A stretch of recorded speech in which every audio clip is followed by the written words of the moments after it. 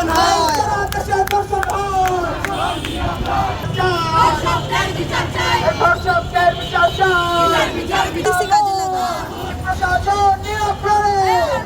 আমরা ছাত্র ফেডারেশন মনে করি, যদি এই সরকার চায়, যদি তাদের সদিচ্ছা থাকে, তাহলে সারা বাংলাদেশ থেকে দর্শনকে উচ্ছেদ করে দেওয়া সম্ভব।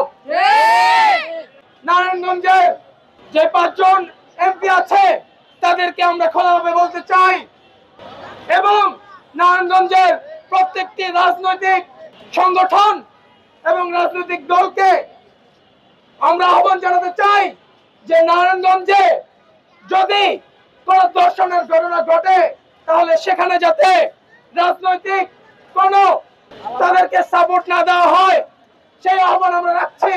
যদি আমরা সবাই মিলে সচেতন হই এবং দর্শনের বিরুদ্ধে ঐক্যবদ্ধ হই, তাহলে আমরা বাংলাদেশ থেকে দর্শনকে নাই করে দেওয়ার দিকে আগাতে পারবো।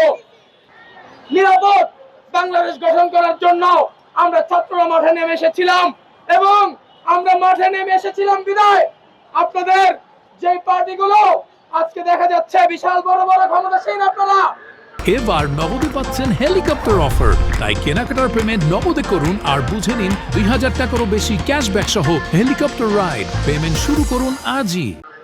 বিশাল বড় আপনারা বিরোধী দল, কিন্তু আওয়ামী লীগ আমলে আপনাদের একজনকেও আমরা মাঠে খুঁজে পাইনি। আমরা ছাত্ররা রাজপথে ছিলাম, আন্দোলন করেছি, ফ্যাসিবাদকে উৎখাত করেছি।